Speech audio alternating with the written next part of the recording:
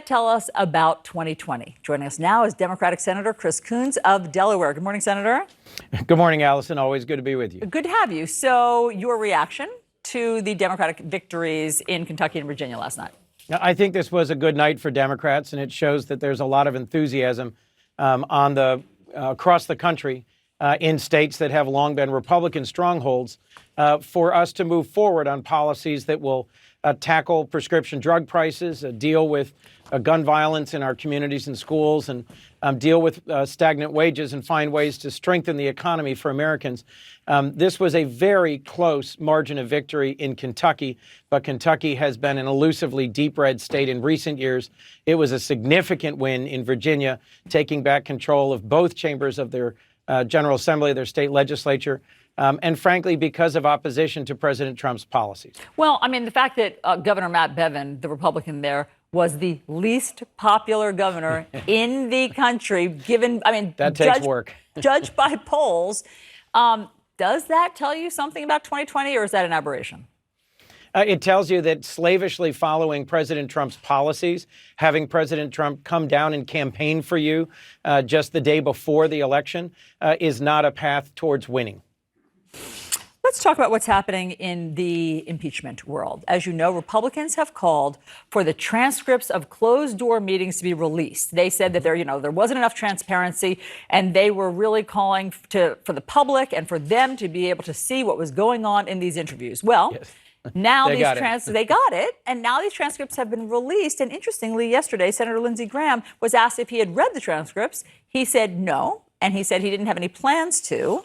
And he basically said that he was writing off Adam Schiff, the chairman of Intel. Here's what Lindsey Graham told a reporter. I've written the whole process off. I'm written him off. I think this is a bunch of BS. I don't care what anybody else says about the phone call. The phone call, I made up my own mind, is fine. So they wanted to see these transcripts, but now they don't want to read them. Can you explain that? Well, Allison, among lawyers, there's an old saying, if the law's on your side, argue the law. If the facts are on your side, argue the facts. If you have neither the law nor the facts, just pound the table.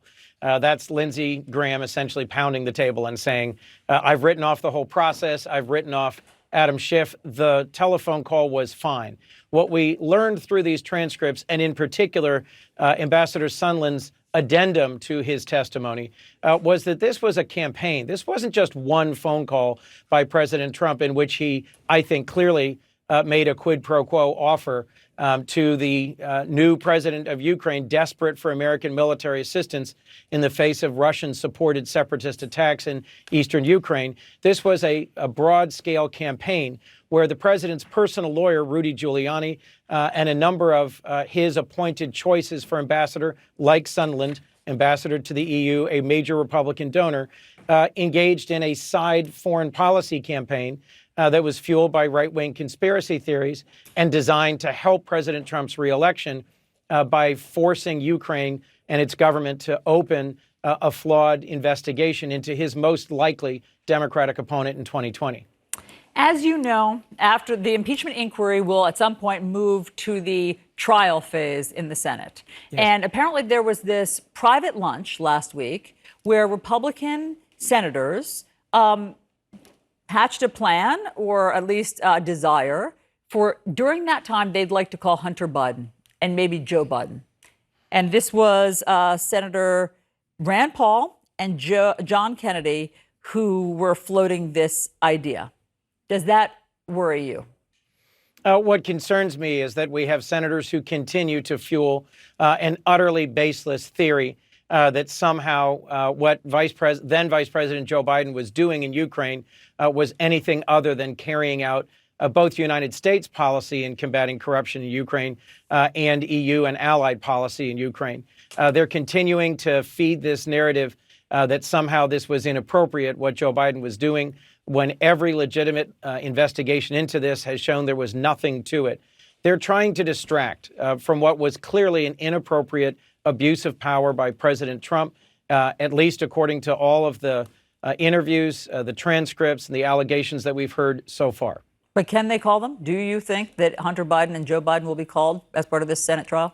I certainly hope not, but I think that may very well happen. The Republican majority, rather than working with us in the Democratic caucus and coming up with widely agreed upon bipartisan rules for how to proceed with the impeachment, are, at least according to that report you just shared, looking for ways to further juice the partisan aspects of this ongoing inquiry. Senator Chris Coons, thank you very much for being on New Day. John. All right, so we all